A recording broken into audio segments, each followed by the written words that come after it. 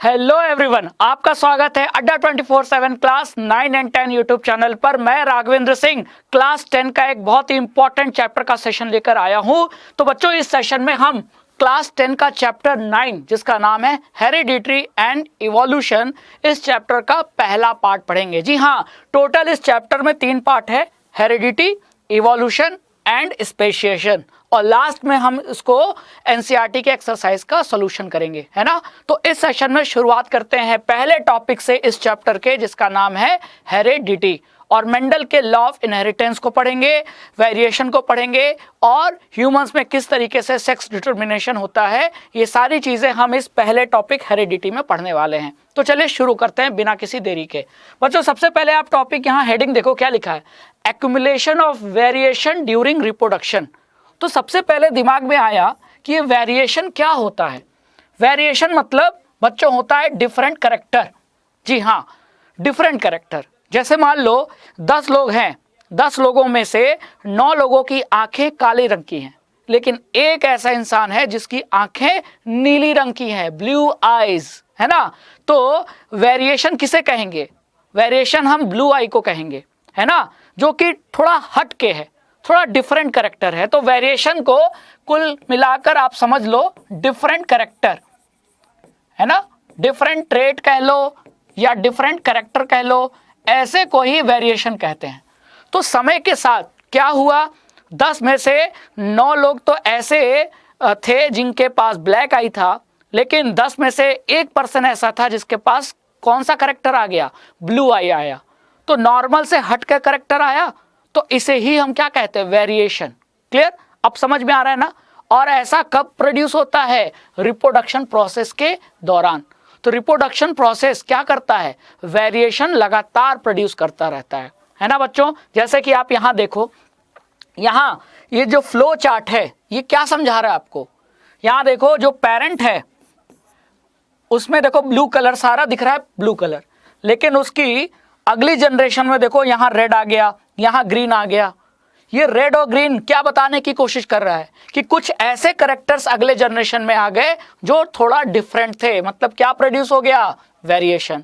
और वही चीज आप उसके बाद वाली जनरेशन में, थर्ड जनरेशन में देख रहे हो, है ना। यहाँ पिंक आ गया, यहाँ रेड आ गया, यहाँ ग्रीन आ गया। तो मतलब पिछले पेरेंट के भी कैरेक्टर आ रहे हैं और कुछ नए कैरेक्टर भी आ रहे हैं।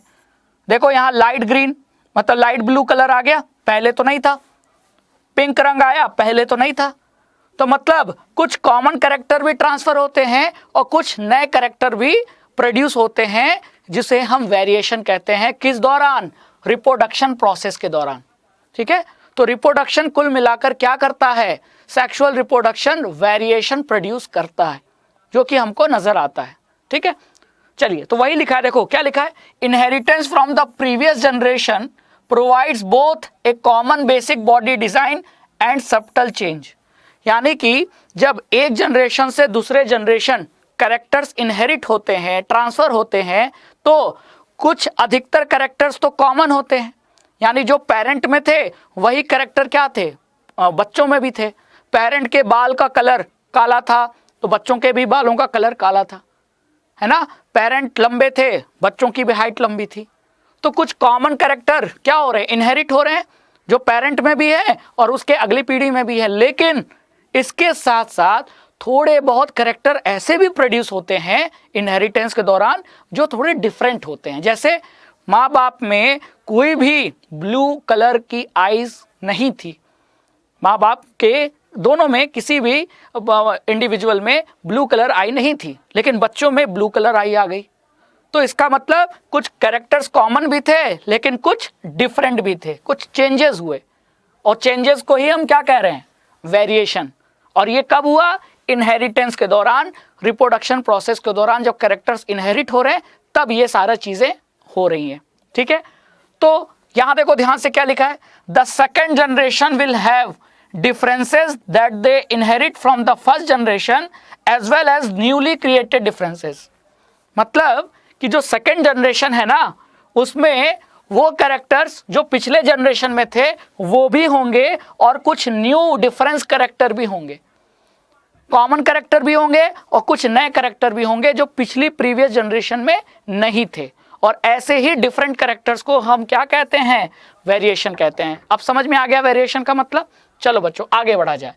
अब क्वेश्चन ये उठता है कि क्या सभी प्रकार के वेरिएशन यानी कि डिफरेंट कैरेक्टर्स को, ट्रेट को पर्यावरण, इन्वायरमेंट या कह लो कि ह्यूमन अर्थ है ना, क्या बराबर मौका देते हैं? क्या जितने भी डिफरेंट कैरेक्टर्स हैं, क्या इन्वायरमेंट सबको बराबर सर्वाइवल का चांस देता है? इसका आंसर क्या होगा बताइए? आंसर है नहीं। कुछ फेवरेबल होंगे, कुछ नॉन फेवरेबल होंगे।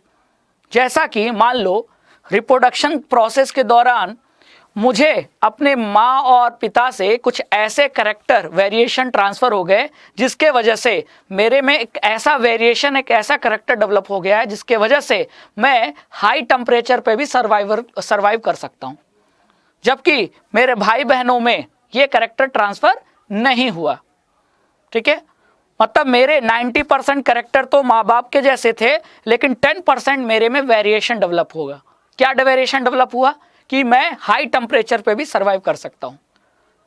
अब आगे चल के अगर धरती का, अर्थ का टेम्परेचर बहुत बढ़ गया तो मेरे सर्वाइवल का चांस तो है, लेकिन क्या मेरे जितने भी मतलब रिलेटिव्स हैं, मतलब या मेरे माँ बाप हैं, भाई बहन हैं, उनका सर्वाइवल का चांस नहीं है।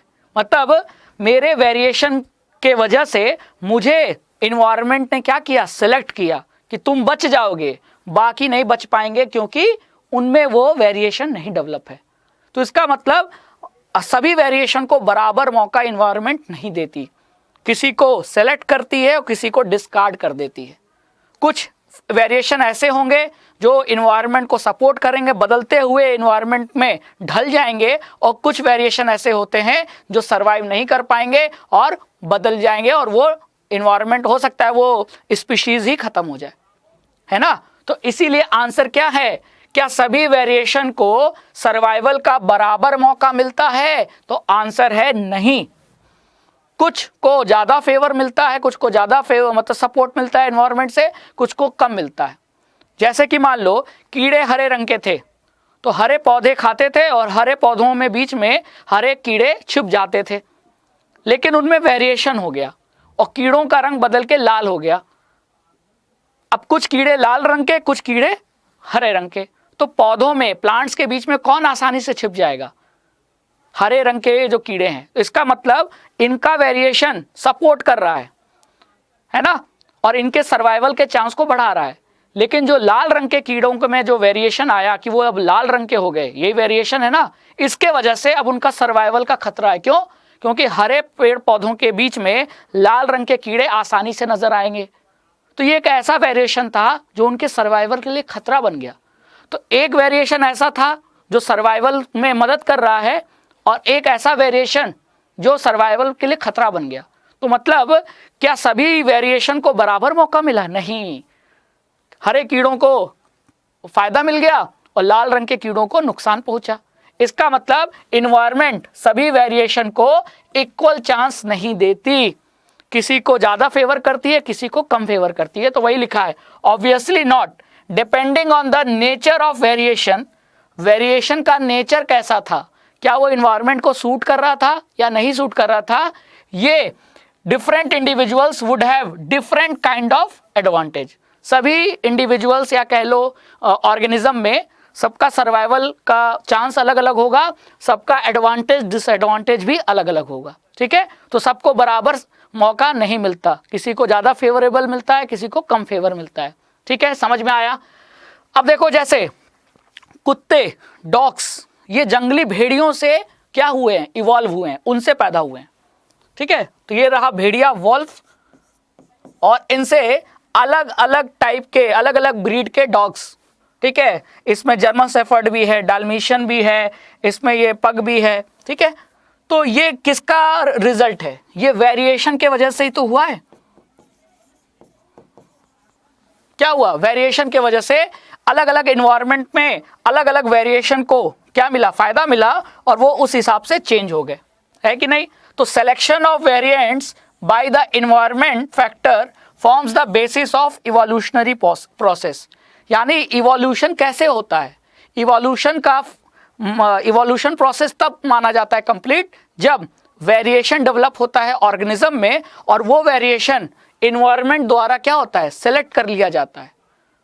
और जिन ऑर्गेनिज्मों को नहीं सेलेक्ट किया गया, इसका मतलब उनमें एक ऐसा वेरिएशन डेवलप हो गया था जो नेचर को, जो इन्वायरमेंट को सूट नहीं कर रहा था, तो वो ऑर्गेनिज्म मर गए, और जो नेचर को सूट कर रहा था ऐसा वेरिएशन वो सर्वाइव कर गया, और जो सर्वाइव किया यही प्रोसेस आगे चल के क्या कहलाएगा, इवोल्यूशन।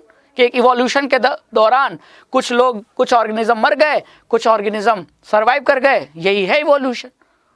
तो इवोल्यूशन में कौन हेल्प कर रहा है, वेरिएशन हेल्प कर रहा है। अगर वेरिएशन डेवलप नहीं होगा तो इवोल्यूशन का प्रोसेस आगे नहीं बढ़ेगा, है कि नहीं। ये इवोल्यूशन ही तो है।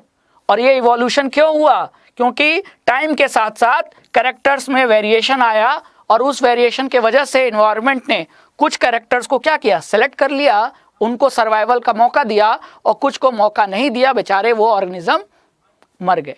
ठीक है, तो जो आपको दिख रहे हैं ये इवोल्यूशनरी प्रोसेस का रिजल्ट है, जो किसके वजह से प्रोसीड हो पाया, आगे बढ़ पाया, वेरिएशन डेवलप होने की वजह से। ठीक है, तो आंसर है, ध्यान रखना इस क्वेश्चन का अगर आंसर पूछा जाए तो आंसर है नॉट, मतलब नहीं, सबको बराबर इक्वल चांस, सभी वेरिएशन को इक्वल चांस नहीं मिलता इन्वायरमेंट के तरफ से। ठीक है, चलो आगे चलते हैं। अब हम पढ़ते हैं हेरिडिटी के बारे में। तो बच्चों अगर हेरिडिटी का बारे में पढ़ना है तो सबसे पहले क्या देखो, क्या लिखा है, the most obvious outcome of the reproductive process still remains the generation of individuals of similar design. The rules of heredity determine the process by which trait and characteristics are reliably inherited. मतलब कुल मिला के ये कह रहा है कि सबसे पहले तो रिप्रोडक्शन का मेन मोटिव क्या है, मेन मकसद, रिप्रोडक्शन का मकसद यही है, मेन तो यही है कि पॉपुलेशन बढ़ाना। अब उस पॉपुलेशन में जो ट्रेट, जो कैरेक्टर एक जनरेशन से दूसरे जनरेशन क्या हो रहे हैं, ट्रांसफर हो रहे हैं, या कह लो इनहेरिट हो रहे हैं। इनहेरिट का मतलब इजी लैंग्वेज में है ट्रांसफर, मतलब मेरे माता पिता से जो लक्षण, जो कैरेक्टर्स, बालों का रंग, आंखों का रंग, मेरी हाइट, स्किन का रंग, ये ऐसे जो कैरेक्टर ट्रांसफर हो रहे हैं ना मुझे, तो यही, इसी ट्रांसफर को मैं इनहेरिटेंस भी कह सकता हूं। ठीक है, तो जो रूल्स ऑफ हेरिडिटी है वो डिटरमाइन करता है, मतलब हेरिडिटी का जो नियम है वो डिटरमाइन करता है कि किस तरीके से कौन से ट्रेट ट्रांसफर होंगे अगले जनरेशन को, कौन से ट्रेट, कौन से कैरेक्टर या ट्रेट ट्रांसफर नहीं होंगे। ठीक है, ये everything is decided by the rules of heredity. ठीक है, अब जो ट्रेट ट्रांसफर हो रहे हैं कहां से कहां, पिछली पीढ़ी से अगले पीढ़ी, माँ बाप से बच्चों में, फिर उनके बच्चों में, तो ऐसे जो ट्रेट, कैरेक्टर ट्रांसफर होते हैं उन्हें इनहेरिटेड ट्रेट कहा जाता है। क्लियर, इनहेरिट मतलब एक जनरेशन से दूसरे जनरेशन जो कैरेक्टर ट्रांसफर हो रहे हैं वो इनहेरिटेड कैरेक्टर्स हो गए, और कैरेक्टर को हम ट्रेट भी कह सकते हैं। तो वही तो लिखा है, an inherited trait is one that is genetically determined, inherited traits are passed from parent to offspring. बच्चों में माँ बाप से जो कैरेक्टर ट्रांसफर होते हैं, ऐसे कैरेक्टर को, ट्रेट को हम इनहेरिटेड ट्रेट कहते हैं। जैसे कि आंखों का रंग, बालों का रंग, हमारे पैर का साइज कैसा होगा, है ना, हम बड़े पैर वाले होंगे कि छोटे पैर। आपने देखा होगा कई लोगों का पैर बहुत बड़ा होता है, बड़े जूते पहनने पड़ते हैं, है ना। तो हमारी लंबाई कैसे होगी, माँ बाप लंबे हैं तो बच्चे भी लंबे होते हैं, देखा है कि नहीं। अमिताभ बच्चन लंबे हैं, उनका बेटा अभिषेक बच्चन भी लंबा है। तो ये इनहेरिट हो रहा है ना कैरेक्टर, कहां से कहां, एक जनरेशन से दूसरे जनरेशन, तो ये सभी कैरेक्टर इनहेरिटेड ट्रेट कहलाएगा। क्लियर, तो आपसे अगर कोई पूछे कि इनहेरिटेड ट्रेट का एग्जाम्पल बताओ, ये सारे एग्जाम्पल आप बता देना।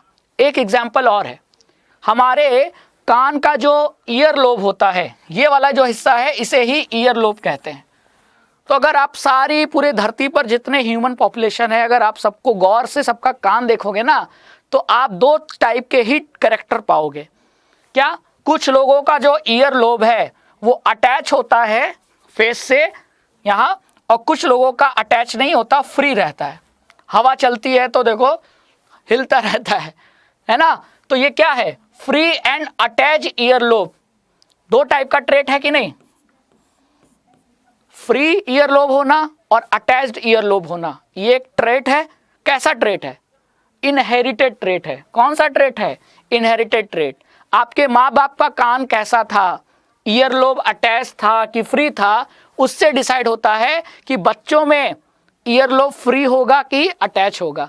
तो ये एक इनहेरिटेड ट्रेट का ये भी एग्जाम्पल है कि नहीं? वो देखो लिखा है the lowest part of the ear, ear का सबसे निचला हिस्सा ईयरलोब कहलाता है, और it is closely related attach to the side of the head in some of अस।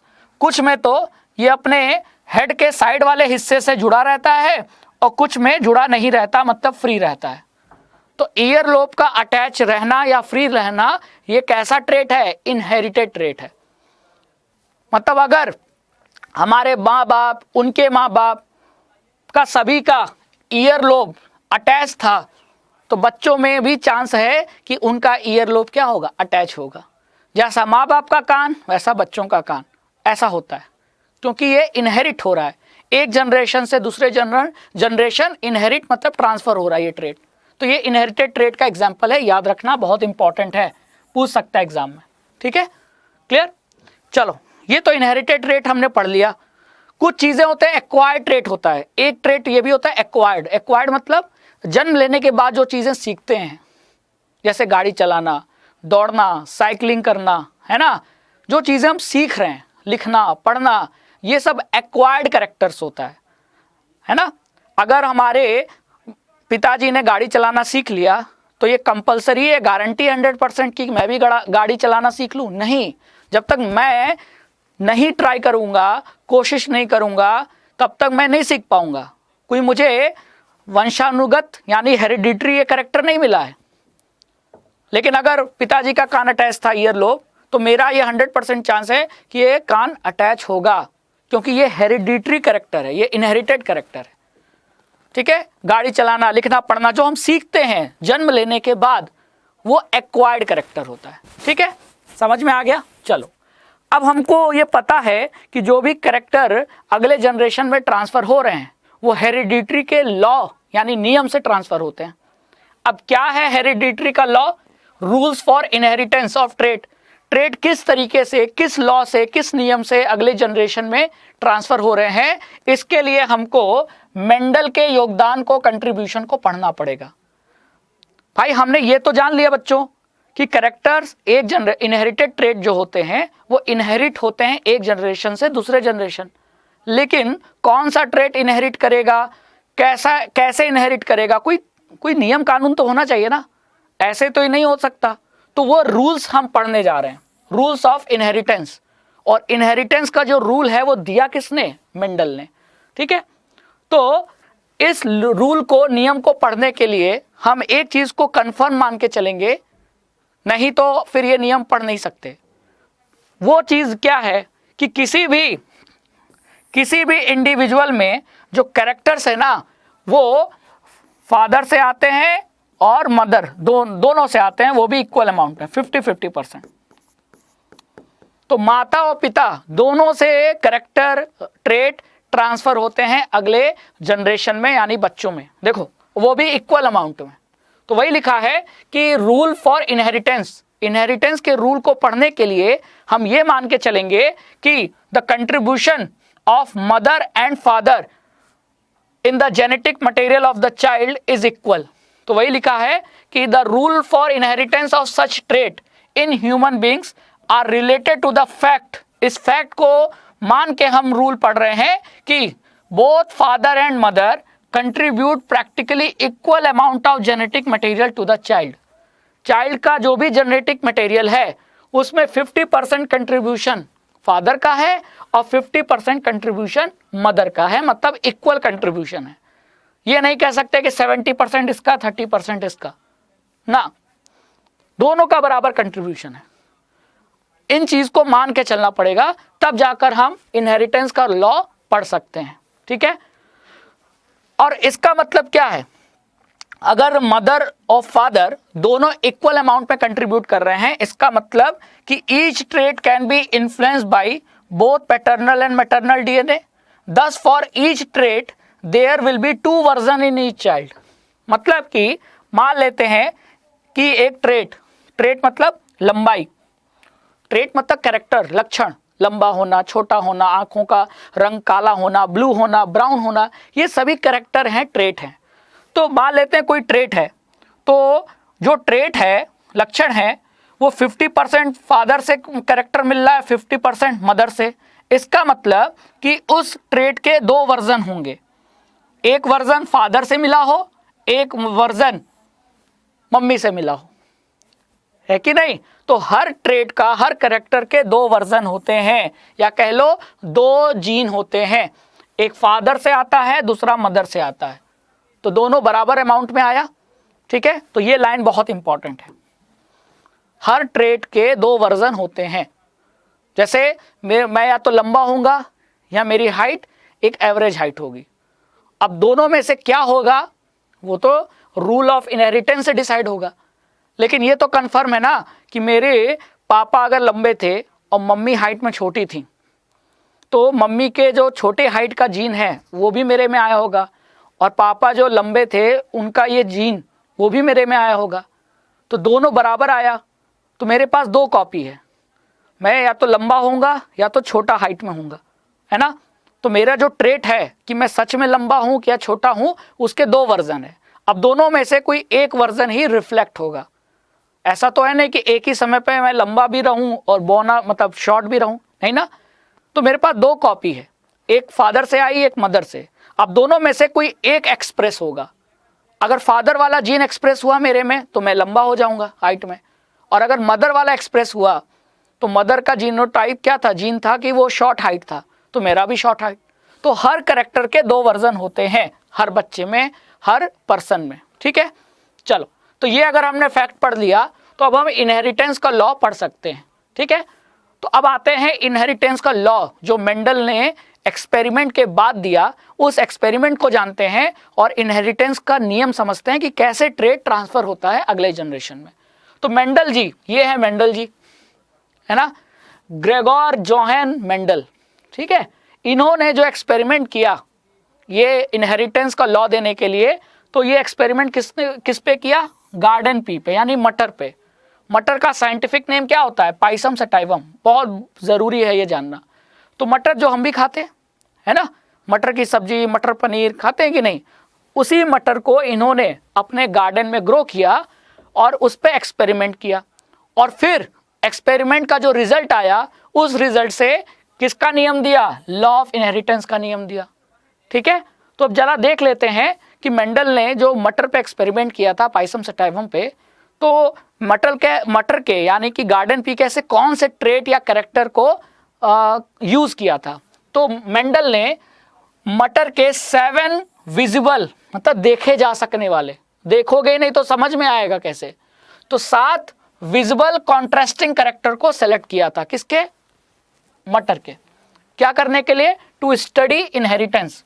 तो इनहेरिटेंस के नियम को कि किस तरीके से कैरेक्टर पेरेंट से अगले बच्चों में, जनरेशन में ट्रांसफर होते हैं, इस नियम को समझने के लिए मटर पे एक्सपेरिमेंट किया, और मटर के 7 दिखने वाले कॉन्ट्रास्टिंग कैरेक्टर, मतलब जो एकदम एक दूसरे के अपोजिट हो, जैसे टॉल शॉर्ट अपोजिट है कि नहीं, लेकिन मैं अगर कहूं टॉल और राउंड, तो टॉल और राउंड अपोजिट नहीं है, कॉन्ट्रास्टिंग नहीं है। ठीक है, तो कॉन्ट्रास्टिंग मतलब समझना है एकदम अपोजिट। टॉल और शॉर्ट ये दोनों एक दूसरे के कॉन्ट्रास्टिंग है, मतलब एकदम विपरीत हैं, लेकिन टॉल और राउंड ये कॉन्ट्रास्टिंग कैरेक्टर नहीं है। तो हमको ध्यान रखना है कि मेंडल ने 7 विजिबल कॉन्ट्रास्टिंग कैरेक्टर लिए थे। जैसे कि कौन कौन से, तो पहला कैरेक्टर सीड का, सीड बीज का, मटर के सीड का शेप, एक राउंड था, दूसरा रिंकल्ड था। और ये मैंने भी पहले भी पढ़ाया है कि हर कैरेक्टर के 2 वर्जन होते हैं, तो सीड के भी 2 वर्जन होंगे। सीड के शेप, सीड का शेप क्या है, ये ट्रेट है, कैरेक्टर है। यहां आपको 7 कैरेक्टर दिखेंगे, 1 2 3 4 5 6 7, और हर ट्रेट के 2 वर्जन। ठीक है, या तो फादर से आए होंगे या तो मदर से आए होंगे, यही पढ़ा था ना हमने। तो सीड शेप पहला ट्रेट, और इसके दो contrasting character version, round seed या तो राउंड होगा या तो रिंकल्ड होगा। सीड कलर, तो मटर में जो सीड कलर मेंडल ने देखा वो दो टाइप का देखा, या तो येलो सीड नहीं तो ग्रीन सीड। पॉड शेप, मतलब ये जो मटर की फली है इसका शेप तो या तो इन्फ्लेटेड है या तो कॉन्स्ट्रिक्टेड है। पॉड का कलर या तो हरा है ग्रीन नहीं तो पीला है यानी येलो। मटर के पौधे का यानी कि पी प्लांट का जो फ्लावर था उसका कलर देखा तो या तो पर्पल पाया या तो वाइट पाया। फ्लावर का लोकेशन या तो एक्सियल था या तो टर्मिनल था, ये टर्मिनल पोजीशन है, ये सब एक्सियल पोजीशन है। और प्लांट का साइज देखा तो क्या पाया, कुछ मटर के प्लांट टॉल थे कुछ डॉर्फ थे। तो ऐसे 7 कॉन्ट्रास्टिंग कैरेक्टर को ऑब्जर्व किया मेंडल ने, किस प्लांट पे, पी प्लांट पे, मटर के प्लांट पे। ठीक है, अब ये 7 कैरेक्टर है, क्लियर। अब इनमें क्या कराया, एक्सपेरिमेंट किया। तो एक्सपेरिमेंट के लिए क्या किया, inheritance of trait over 2 generation. इस 7 में से एक ट्रेट हम कंसीडर कर रहे हैं। कौन सा वो एक ट्रेट, तो देखो यहां 7वां ट्रेट क्या दिख रहा है आपको कि प्लांट टॉल है या तो शॉर्ट है। तो केवल अगर हम इस ट्रेट की बात करें तो मेंडल ने जब एक्सपेरिमेंट किया मटर का और मटर के प्लांट का क्या कराया, पॉलिनेशन, तो जो रिजल्ट मिला वो क्या मिला, तो देखो कॉन्ट्रास्टिंग कैरेक्टर क्या था, मटर का प्लांट या तो टॉल होगा या तो ड्वार्फ होगा। ठीक है, तो एक टॉल प्लांट को मटर के एक ड्वार्फ, ड्वार्फ मतलब क्या, शॉर्ट, छोटे हाइट का। ठीक है, ड्वार्फ मतलब समझना है छोटे हाइट का, ड्वार्फ मतलब शॉर्ट, हाइट में छोटा, और टॉल मतलब हाइट में बड़ा। तो ऐसे 2 प्लांट को क्या किया, क्रॉस कराया। तो ये तो हो गई कौन सी जनरेशन, पेरेंट जनरेशन। ठीक है, और पेरेंट जनरेशन के बाद जब अगली जनरेशन मटर की मिली तो वो क्या मिली, वो सारे मिले टॉल। क्या मिले, सारे मिले टॉल। जैसे कि टी टी इंटू, तो यहां से टी आया यहां से टी आया, 2 ही कॉपी होगी ना, तो इन दो को मिला के 4 नहीं बना सकते। हाँ, ये भी ध्यान रखना, मिलाना कैसे है। अगर मैंने इसको ऐसे लिख दिया टी टी टी टी तो ये गलत है, क्योंकि एक जीन के मतलब या कह लो एक कैरेक्टर के 2 वर्जन, 2 कॉपी होते हैं, एक मदर से आता है एक फादर से आता है। यहां तो 4 हो गए, 1 2 3 4, तो ऐसा लिखना गलत है। ठीक है, ठीक है, समझ में आया कि नहीं, क्या लिखना सही है, टी और टी, मतलब यहां से एक ही कैरेक्टर आएगा वो है कैपिटल टी, और ये दोनों स्मॉल टी है तो यहां से वही एक कैरेक्टर आएगा स्मॉल टी। तो अगली जनरेशन जो मिली वो ये वाली मिली, और सारे प्लांट क्या मिले, टॉल मिले। तो ये जो जनरेशन है अगली जनरेशन वो कहलाएगी F1 जनरेशन। तो जब टॉल प्लांट को शॉर्ट प्लांट से क्रॉस किया मेंडल ने तो अगली जनरेशन में सारे प्लांट क्या मिले, टॉल मिले, ऑल टॉल, सभी टॉल मिले। अब सारे टॉल प्लांट में से 2 को सेलेक्ट किया और 2 को फिर क्रॉस कराया। ठीक है, तो पेरेंट टॉल और ड्वार्फ दोनों थे, पेरेंट क्या थे, टॉल भी थे ड्वार्फ भी थे, एक बड़ा पौधा एक छोटा पौधा, क्रॉस कराया। तो क्रॉस कराने से बहुत सारे मटर के पौधे बनेंगे ना भाई, मटर के पौधे मटर के दाने से बन रहे हैं, सीड से, और एक प्लांट में बहुत सारी सीड होते हैं। तो पहली जनरेशन, ये जो पहली F1 जनरेशन है वो बहुत सारे मटर के प्लांट हुए जिसमें सभी लंबे थे।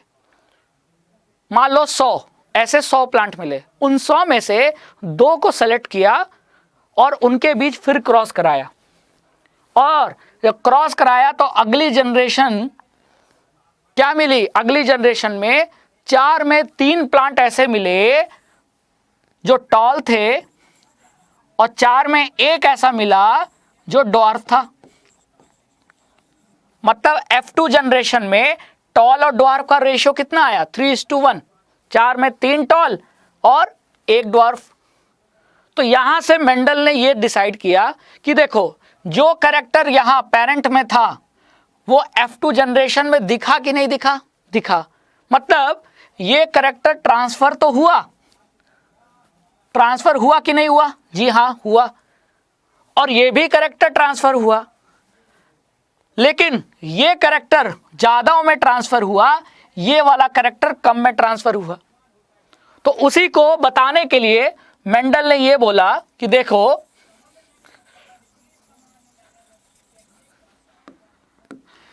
पेड़ या मटर का प्लांट टॉल कब होगा, टॉल दो केस में होगा। ये भी टॉल है जब दोनों कैपिटल टी हो, और एक कैपिटल टी एक स्मॉल टी, तो भी प्लांट टॉल होगा। लेकिन अगर दोनों टी हो गए स्मॉल, तब जाकर प्लांट क्या होगा, ड्वार्फ होगा। तो यहां ये प्लांट पेरेंट में टॉल था क्योंकि यहां दोनों टी थे, और ये ड्वार्फ था क्योंकि दोनों स्मॉल टी थे। अब इन दोनों के बीच क्रॉस हुआ तो यहां से कैपिटल टी आएगा और यहां से स्मॉल टी आएगा। तो F1 जनरेशन में क्या हुआ, F1 जनरेशन में कैपिटल टी स्मॉल टी, और कैपिटल टी स्मॉल टी वाला भी क्या होगा, टॉल। तो देखो ये भी टॉल है। और ऐसे दो मटर के प्लांट को, मतलब एक कैपिटल टी स्मॉल टी वाला और दूसरा भी कैपिटल टी स्मॉल टी वाले को जब फिर से क्रॉस कराया गया तो देखो क्या हुआ, ये कैपिटल टी इस कैपिटल टी के साथ,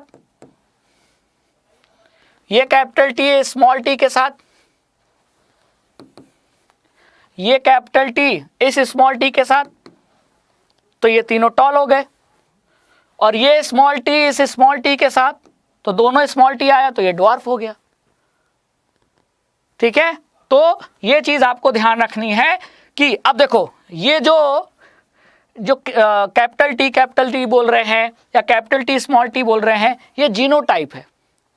लेकिन इसके वजह से प्लांट दिख कैसा रहा है, ये फिनोटाइप है। तो प्लांट तीन टॉल दिख रहे हैं, एक ड्वार्फ दिख रहा है, तो ये फिनोटाइप हो गया। तो फिनोटाइप का रेशियो क्या हो गया, तीन टॉल एक ड्वार्फ, तो फिनोटाइप का रेशियो हो गया 3:1। और जीनोटाइप का रेशियो, तो जीनोटाइप में कैपिटल टी केवल एक है, कैपिटल टी स्मॉल टी 2 है, और स्मॉल टी 1 है। तो जीनोटाइप का रेशियो F2 जनरेशन में जीनोटाइप का रेशियो 1:2:1, और फिनोटाइप का रेशियो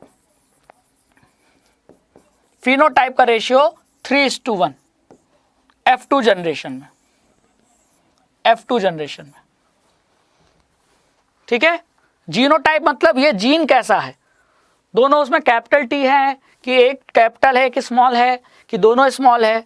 तो हमने क्या पाया, F2 जनरेशन में एक ही प्लांट ऐसा था जिसमें कैपिटल टी था, तो ये 1। दो ऐसे थे जिसमें कैपिटल टी स्मॉल टी था, तो ये 2। और एक ऐसा था प्लांट जिसमें स्मॉल टी था, तो ये 1। तो 1:2:1 जीनोटाइप का रेशियो हो गया। लेकिन कैपिटल टी हो या कैपिटल टी स्मॉल टी हो, ये होंगे तो टॉल। तो टॉल मतलब दिख प्लांट कैसा रहा है इसका जीनोटाइप ये, लेकिन दिख वो टॉल रहा है। तो दिखता कैसा है वो चीज फिनोटाइप होती है। तो 3 टॉल हैं एक ड्वार्फ हैं, तो 3 टॉल दिख रहे हैं मुझे नहीं दिखे थे, मेंडल को दिखे थे, और एक ड्वार्फ दिखा, तो ये हो गया फिनोटाइप का रेशियो। तो अगर एक कैरेक्टर को लेकर मेंडल ने एक्सपेरिमेंट किया तो एक्सपेरिमेंट का ये रिजल्ट मिला कि F1 जनरेशन में सभी टॉल मिले, लेकिन F2 जनरेशन में 3 टॉल मिला और 1 ड्वार्फ मिला। ठीक है, समझ में आया कि नहीं, समझ में आया कि नहीं। देखो साफ साफ लिखा है, यहां देखो क्या लिखा है, ऑल आर टीटी, सभी टीटी थे और सभी टॉल थे। और यहां एक कैपिटल टी था, 2 कैपिटल टी स्मॉल टी थे और एक स्मॉल टी था। लेकिन जो फिनोटाइप था वो 3:1 रेशियो में था फिनोटाइप। ठीक है, ये तब जब एक करेक्टर लिया, एक कॉन्ट्रास्टिंग करेक्टर टॉल और ड्वार्फ। वैसे कितने करेक्टर लिए थे, 7, लेकिन अगर केवल एक करेक्टर को देखा जाए तब ये मिला।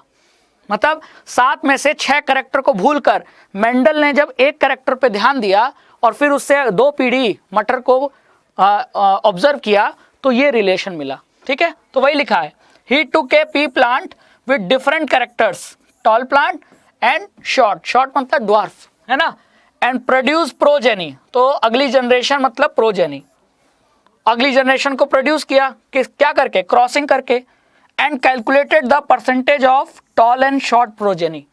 तो F1 जनरेशन, फिर उसके बाद 2 एक जैसे कैपिटल टी स्मॉल टी में से क्रॉस कराकर जब F2 जनरेशन पाया, तो ये पेरेंट जनरेशन है, ये F1 जनरेशन, ये F2 जनरेशन। तो F2 जनरेशन में टॉल और शॉर्ट का परसेंटेज कितना था, तो 4 में 3 मतलब 75%। तो 75% क्या थे, टॉल थे, और शॉर्ट कितने थे, 25%। 4 में 1 है ना, तो 4 में 1 मतलब 25%। तो 25% ड्वार्फ थे यानी शॉर्ट थे, और 75% प्लांट क्या मिले, टॉल मिले, किसको, मेंडल को, है कि नहीं। तो अब देखो वही चीज यहां लिखा है, in the first place there were no half a characteristic in this first generation, मतलब कि पहली जनरेशन F1 जनरेशन में कोई बीच का कैरेक्टर नहीं था। ये नहीं मिला कि टॉल और ड्वार्फ मिला, टॉल और ड्वार्फ को क्रॉस कराया तो बीच का मिला, मिडल, टॉल लंबा शॉर्ट छोटा। तो अगली जनरेशन में अगर हम ये सोच के चलें कि बीच का मिलेगा, तो ऐसा नहीं मिला मेंडल को, सारे क्या मिले, टॉल मिले, सभी टॉल थे। और F2 जनरेशन में क्या, F2 जनरेशन में क्या मिले, 3 टॉल मिले, 1 शॉर्ट मिला, वही चीज यहां लिखा है। तो वही लिखा है कि in F1 progeny no medium height plants were there, all plants were tall, सभी टॉल थे। दिस मीन कि that only one parental trait was seen, not some of the mixture of the two, यानी कि parental trait क्या था, toll या dwarf, उसमें से कोई एक ही ट्रेट दिखा, दोनों का बीच का नहीं दिखा, इंटरमीडिएट मत दिखा, नहीं, यही ना, यही ऑब्जर्व किया ना हमने, तो वही चीज लिखा है यहाँ। और सेकेंड जनरेशन में F2 प्रोजेनी में F1 tall plants are not all tall, सभी टॉल नहीं थे, F2 प्रोजेनी में सभी टॉल नहीं थे, एक ड्वार्फ भी था, है ना। 1/4 ऑफ देम, 1/4 मतलब 4 में 1 शॉर्ट भी था, ड्वार्फ भी था। और इसका मतलब क्या है, इसका मतलब ये कैरेक्टर कहां से आया, ये कैरेक्टर यहां से आया, पेरेंट का कैरेक्टर F2 जनरेशन में दिखा। तो इसका मतलब कि this indicate that both the tallness and shortness trait were inherited in the F1 plant, but only the tallness trait was expressed, मतलब ट्रेट दोनों ट्रांसफर हुए थे, लेकिन पहली पीढ़ी में F1 में केवल एक ही कैरेक्टर दिखा मेंडल को, है ना, क्लियर, समझ में आ गई। तो यहां से एक चीज ये क्लियर हुई मेंडल को कि हर कैरेक्टर के 2 कॉपी हैं, 2 जीन हैं जो डिसाइड होते हैं। This lead Mendel to propose that 2 copies of a factor now called gene, मतलब जीन के 2 कॉपी होते हैं जो कि ट्रेट को कंट्रोल करते हैं। जैसे हमने लिखा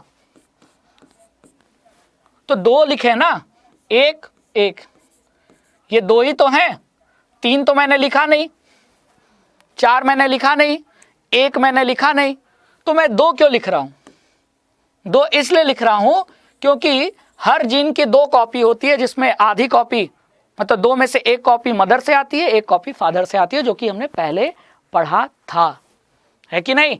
तो समझ में आ गया। तो ये था this lead to propose that, Mendel को ये समझ में आ गया हर जीन के 2 कॉपी होते हैं, और वही 2 कॉपी डिसाइड करते हैं कि वो कैरेक्टर कैसा होगा, है ना, क्लियर।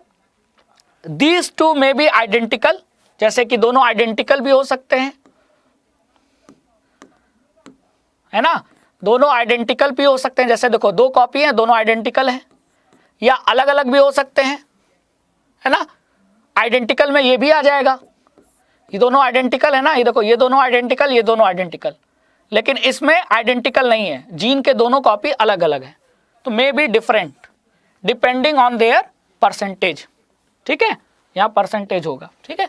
चलो, तो वही चीज तो हम यहाँ कह रहे हैं कि फादर और मदर से जो कैरेक्टर ट्रांसफर होते हैं, तो आधी कॉपी, 2 में से 1 कॉपी कहाँ से आती है, देखो साफ साफ दिख रहा है, 1 कॉपी आती है फादर से मान लो Y मिला और मदर का X मिला, तो बन गया एक्स वाई, तो ये डिसाइड करेगा कि लड़का होगा। फादर का एक्स मिला, मदर का एक्स मिला, तो हो गया एक्स एक्स, तो ये डिसाइड करेगा कि जेंडर गर्ल है। तो आप क्या देख रहे हो, जीन के हर 2 कॉपी ही होते हैं, 2 कॉपी में से कोई एक कॉपी क्या होते हैं, वो एक्सप्रेस हो जाती है और वही लक्षण कैरेक्टर हमको नजर आते हैं। ठीक है, अब देखो, अब यहाँ जो अभी हमने एक्सपेरिमेंट किया था वही चीज यहाँ फिर से है। अब यहाँ ध्यान से देखो कि जब कैपिटल टी था तब भी प्लांट टॉल था, और कैपिटल टी स्मॉल टी है तब भी प्लांट क्या है, टॉल है ना। और जब स्मॉल टी है तभी प्लांट शॉर्ट है यानी ड्वार्फ है। यानी कि भाई सब अपनी चलाना चाहेंगे, तो जब ये आ गया तो ये बोलेगा कि नहीं प्लांट टॉल होगा, ये बोलेगा कि नहीं प्लांट शॉर्ट यानी ड्वार्फ होगा।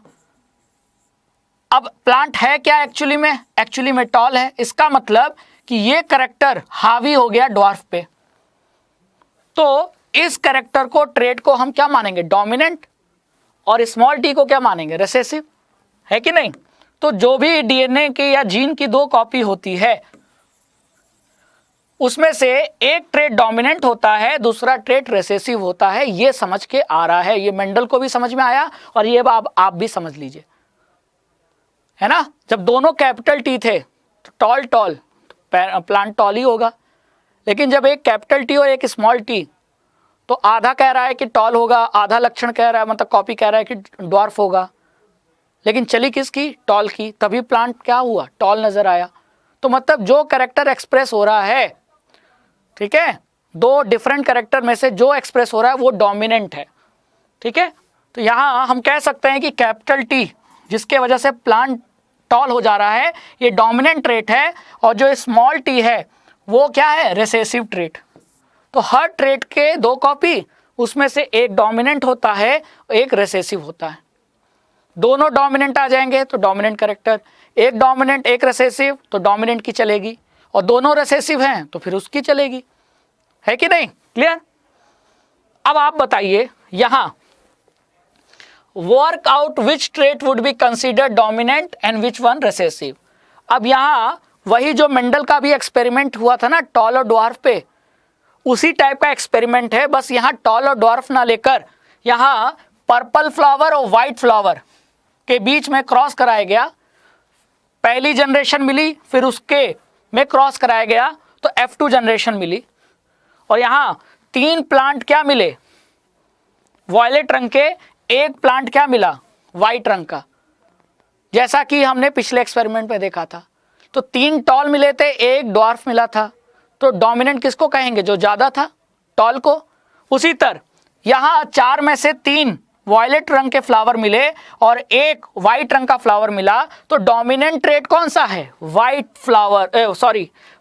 फ्लावर जो है वो क्या है, पर्पल या वॉयलेट कह लो, ये डोमिनेंट ट्रेट है, और ये जो व्हाइट रंग का है ये रिसेसिव ट्रेट है ना। 3:1 आया कि नहीं, जो वहां भी आया था टॉल और ड्वार्फ में। तो वहां से आप बता सकते हो कि पर्पल फ्लावर ये एक डोमिनेंट ट्रेट है, लेकिन फ्लावर का व्हाइट होना ये रिसेसिव ट्रेट है। क्लियर, समझ में आ गया। तो ये रहा फिनोटाइप का रेशियो 3:1। क्लियर, चलो अब हम ये देखते हैं कि अगर एक कैरेक्टर को ना लेकर अगर हम एक साथ 2 कैरेक्टर को कंसीडर करें तो क्या रिजल्ट मिलेगा, जो कि मेंडल को मिला था।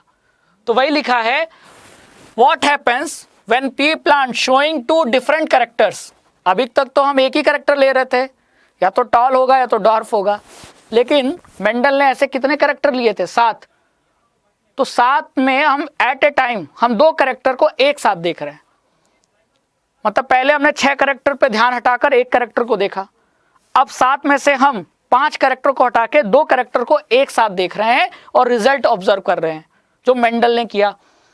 तो हम 2 कैरेक्टर कौन सा ले रहे हैं, टॉल प्लांट जिसके राउंड सीड है, देखो याद करो 7 contrasting character, tall plant with round seed, है ना, tall plant with round seed और dwarf plant with wrinkled seed. तो यही 2 कैरेक्टर लिया ना। देखो tall plant with round seed and short plant with wrinkle seed. तो ये टॉल प्लांट होना ये डोमिनेंट है, सीड का राउंड होना डोमिनेंट है। प्लांट का शॉर्ट होना रिसेसिव है, प्लांट का रिंकल्ड होना, प्लांट सीड का, मटर के सीड का रिंकल्ड होना ये भी रिसेसिव कैरेक्टर है। तो अब इसके बीच में क्रॉस हुआ, तो अगर टॉल होना डोमिनेंट ट्रेट है तो इसके कैपिटल टी और राउंड तो कैपिटल आर, और शॉर्ट रिसेसिव ट्रेट है, और रिसेसिव ट्रेट तभी एक्सप्रेस होता है जब दोनों कॉपी है वो स्मॉल हो। जैसे शॉर्ट कब एक्सप्रेस होगा, स्मॉल टी होगा, और रिंकल्ड भी रिसेसिव ट्रेट है तो मतलब ये तभी एक्सप्रेस होगा जब दोनों कॉपी एक जैसी हो। तो ये हो गई स्मॉल टी स्मॉल आर। अब इनके बीच में ये पेरेंट जनरेशन है, इनके बीच में जब क्रॉस कराया गया, देखो है ना पेरेंट, कैपिटल आर, तो ये बता रहा है कि सीड जो प्लांट है वो टॉल है और सीड जो है वो राउंड है। और स्मॉल टी स्मॉल आर ये बता रहा है कि प्लांट ड्वार्फ है लेकिन सीड रिंकल्ड है। अब जब इसको क्रॉस कराया गया तो जो पहली जनरेशन मिली वो ये मिली।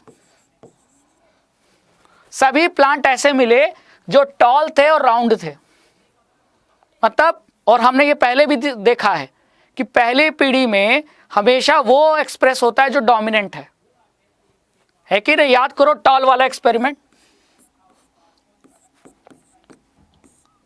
तो ये पहली पीढ़ी, इसके बाद जो F1 जनरेशन है उसमें क्या मिलेगा, कैपिटल टी स्मॉल टी।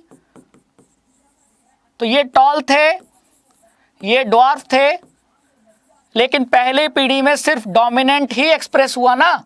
ठीक उसी तरह यहां भी पहले पीढ़ी में डोमिनेंट एक्सप्रेस हुआ, टॉल होना डोमिनेंट है, राउंड होना डोमिनेंट है, और ये यहां से पता चल रहा है। क्लियर। अब ऐसे बहुत सारे प्लांट मिले जिनका प्लांट टॉल थे और सीड राउंड थे, जिनका जीनोटाइप ये था। और ऐसे दो प्लांट को क्रॉस किया किसने, मेंडल ने। तो जो F2 जनरेशन है, ये कौन सी जनरेशन है, F2। तो F2 जनरेशन में क्या मिला, 16 प्लांट में से 9 प्लांट ऐसे मिले, ये देखो, जो कि राउंड थे। देख लो, कैपिटल टी कैपिटल आर है तो टॉल और राउंड होगा, कैपिटल टी कैपिटल आर है टॉल राउंड होगा, यहां भी टॉल राउंड, यहां भी टॉल राउंड, यहां भी tall round, tall round, tall round, tall round. तो 1 2 3 4 5 6 7 8 9, तो 16 में से टोटल 16 है ना, 1 2 3 4, 1 2 3 4, तो 4 × 4 16, तो टोटल 16 में से 9 टॉल राउंड मिले F2 जनरेशन में। टॉल रिंकल्ड, तो टॉल और रिंकल्ड, टॉल कब होगा, जब एक कैपिटल टी कम से कम हो। तो देखो टॉल और रिंकल्ड मतलब स्मॉल आर, तो देखो, तो 3 रिंकल्ड मिले, टॉल मिले। ड्वार्फ राउंड मतलब ड्वार्फ तभी होगा जब स्मॉल टी हो, और राउंड मतलब या तो कैपिटल आर 2 बार हो या 1 बार। तो देखो 3 ड्वार्फ और राउंड, और एक ऐसा मिला जो ड्वार्फ भी था रिंकल्ड भी था, मतलब स्मॉल टी स्मॉल आर, ये सिर्फ एक मिला। तो जो phenotype ratio dihybrid cross में, मतलब जो 2 कैरेक्टर को लेकर क्रॉस किया गया, तो जो मिला फिनोटाइप रेशियो वो 9:3:1 था, 9:3:1। जब एक कैरेक्टर को लेकर क्रॉस किया गया था तो याद करो कितना रेशियो था, 3:1। और जब 2 कैरेक्टर को लेकर क्रॉस किया गया तो जो फिनोटाइप का रेशियो मिला वो क्या मिला, वो 9:3:1 मिला। तो 16 में इतने हैं। अगर बोल देता 32, तो 16 में 9, तो 32 में ये 18 हो जाते, ये 6 हो जाते, ये 2 हो जाता, है ना। इस टाइप के क्वेश्चन आ सकते हैं। देख लो कहीं भी गड़बड़ नहीं है। अब जैसे ये दिखा आपको, capital T capital R small R, तो कैपिटल टी आ गया तो समझ लो टॉल होगा, और एक भी कैपिटल आर आ गया मतलब सीड क्या होगा, राउंड होगा। तो ये किस में गिना जाएगा, टॉल राउंड में। इस तरीके से 16 में से 9 टॉल राउंड थे, 3 टॉल रिंकल्ड, 3 ड्वार्फ राउंड और 1 ड्वार्फ रिंकल्ड, ये रेशियो मिला, है ना। तो tall short trait and the round seed wrinkled seed trait are independently inherited. मतलब कि जो टॉल और डॉर्फ होना और सीड का राउंड या रिंकल्ड होना, ये एक दूसरे पर डिपेंड होकर इनहेरिट नहीं हो रहे थे, इंडिपेंडेंटली इनहेरिट हो रहे थे, एक दूसरे से कोई लेना देना नहीं था। ठीक है, क्लियर हो गया? तो यही था रूल्स ऑफ इनहेरिटेंस। और इसी नियम से मेंडल ने ये बोला कि यही नियम फॉलो करके ट्रेट एक्सप्रेस होते हैं एक पीढ़ी से दूसरे पीढ़ी। क्लियर? अब इसके पीछे ऐसा क्या है, क्यों ऐसा ही हो रहा है, आखिर क्या इसके पीछे मैकेनिज्म है, वो समझते हैं। तो how do these trait get expressed? तो देखो इसको समझते हैं। तो क्या लिखा है, how does the mechanism of heredity work? आखिर ऐसा वर्क क्यों कर रहा है? क्यों टॉल प्लांट को जब डॉर्फ प्लांट से क्रॉस किया गया, जब एक कैरेक्टर लेकर पढ़े, तो F1 जनरेशन में सारे टॉल मिले थे और F2 जनरेशन में 3 टॉल 1 डॉर्फ। ऐसा क्यों हुआ? तो वही समझते हैं। तो देखो सारी चीजें डिसाइड होती है जीन से। ठीक है, जीन या कह लो जीन क्या है? जीन डीएनए का एक सेगमेंट है। तो cellular DNA is the information source for making protein in the cell. A section of DNA that provide information of one protein is called the gene for that protein। यानी हमारी genetic जो blueprint है, सारी information कहाँ store है? Hereditary information, वो हमारे DNA में स्टोर है, जो कि सेल के अंदर होता है, सेल के न्यूक्लियस में। और डीएनए का कुछ सेगमेंट ऐसा होता है जहाँ इंफॉर्मेशन छुपी होती है प्रोटीन बनाने की। तो डीएनए एक बहुत बड़ा धागा, लेकिन डीएनए का एक छोटा सा पार्ट ही डिसाइड करता है कि प्रोटीन कौन सा बनेगा। तो इस पूरे को तो डीएनए कहेंगे, लेकिन इस पूरे सेगमेंट का वो हिस्सा जो प्रोटीन डिसाइड बनाता है उसे जीन कहेंगे। तो वही लिखा है, A section of DNA, DNA का वो सेक्शन जो प्रोटीन बनाता है या जो प्रोटीन बनाने की जिसमें इंफॉर्मेशन है, उसे हम जीन कहते हैं। ठीक है, तो डीएनए मतलब एक बड़ी चीज और डीएनए का एक छोटे छोटे सेगमेंट ही जीन कहलाते हैं। जैसे घर, घर के अंदर कमरा, तो कमरा घर का ही तो हिस्सा है, उसी तरह जीन डीएनए का ही हिस्सा है ना? तो जैसे ये पूरा डीएनए था, लेकिन डीएनए के केवल इतने हिस्से को जीन कह रहे हैं। क्यों? क्योंकि ये प्रोटीन बना रहा है। ठीक है, उसी तरह यहाँ ये भी अलग प्रोटीन, यहाँ अलग प्रोटीन। तो जहाँ जहाँ प्रोटीन बनाने की इंफॉर्मेशन है, डीएनए के उस सेगमेंट को हम जीन कहेंगे। क्लियर कट पता चल गया? देखो डीएनए का वो सेगमेंट जो जीन है वो प्रोटीन बना सकता है, और प्रोटीन आगे चल के डिसाइड करता है फूलों का रंग लाल होगा, पीला होगा, सफ़ेद होगा, आँखों का रंग कैसा होगा, बालों का रंग कैसा होगा। मतलब जितने भी इनहेरिटेड ट्रेट है वो आखिर चल के प्रोटीन से ही डिसाइड होते हैं। तो प्रोटीन में बदलाव होगा तो कैरेक्टर में बदलाव होगा। प्रोटीन कुछ दूसरा बन गया तो ये फूल लाल रंग का ना होकर सफ़ेद रंग का हो जाएगा, है कि नहीं? तो प्रोटीन ही डिसाइड करते हैं। अब इसको समझते हैं, जो टॉल और डॉर्फ वाला एक्सपेरिमेंट किया था मेंडल ने, उस पे समझते हैं।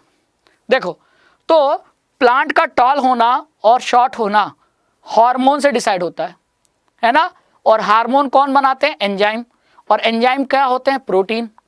तो अगर जो प्रोटीन बनाने वाले जो जीन है, प्रोटीन बनाने वाले जीन हैं, अगर वो जीन इफिशिएंटली काम करेंगे तो एंजाइम बनेगा, और एंजाइम बनेगा तो एंजाइम बहुत सारा हार्मोन बनाएगा, और बहुत सारा हार्मोन की जो क्वांटिटी है ना, अमाउंट ऑफ पर्टिकुलर हार्मोन, वो डिसाइड करेगी कि प्लांट टॉल होगा या डॉर्फ होगा। तो डीएनए ने एंजाइम बनाया, मतलब प्रोटीन ने हार्मोन बनाया, और बहुत सारे हार्मोन के वजह से प्लांट टॉल हो गया। लेकिन अगर जीन में चेंजेस हो जाए, तो जीन में चेंजेस होने के वजह से मान लो कि जो एंजाइम है उसमें कुछ चेंज हो गया, तो एंजाइम चेंज होने के वजह से जो एंजाइम हार्मोन बना रहा था, अब हार्मोन की क्वांटिटी कम बनेगी प्लांट में, और हार्मोन की क्वांटिटी कब बनेगी? तो प्लांट की ग्रोथ भी कम होगी और प्लांट क्या रह जाएगा? शॉर्ट। तो इस तरीके से अलग अलग जीन कैरेक्टर को डिसाइड करते हैं। ठीक है, तो जो आपने पढ़ा कि कैपिटल टी भी टॉल था और कैपिटल टी स्मॉल टी भी टॉल था, ऐसा इसलिए कि जीन अगर ऐसा होगा तो बहुत सारे एंजाइम बनेंगे जो कि बहुत सारा हार्मोन बनाएंगे, और हार्मोन बनाएंगे तो रिजल्ट क्या रहा कि कि प्लांट टॉल हो जाएगा, ग्रोथ होगी अच्छी। लेकिन जब स्मॉल टी मतलब कि जीन में चेंजेस हो गए, तो ऐसा एंजाइम बना जो कि हार्मोन बहुत कम बना रहा है प्लांट में, और कम हार्मोन तो कम प्लांट ग्रो करेगा, तो प्लांट क्या रह जाएगा, बौना। इस तरीके से ट्रेट ट्रांसफर हो रहे हैं। तो जीन हमारे कैरेक्टर को डिसाइड कर रहे हैं कि नहीं, और वो कैरेक्टर फिर एक्सप्रेस हो रहे हैं और एक डिफिनिट रेशियो में एक्सप्रेस हो रहे हैं, है ना। आपने रेशियो पढ़ा, 3:1 था एक कैरेक्टर जब लिया, और जब दो कैरेक्टर को लेकर पढ़ा तो 9:3, 3:1 था, है कि नहीं। समझ में आया, ये है इसके पीछे का लॉजिक। अब बात कर लेते हैं सेक्स डिटर्मिनेशन पे।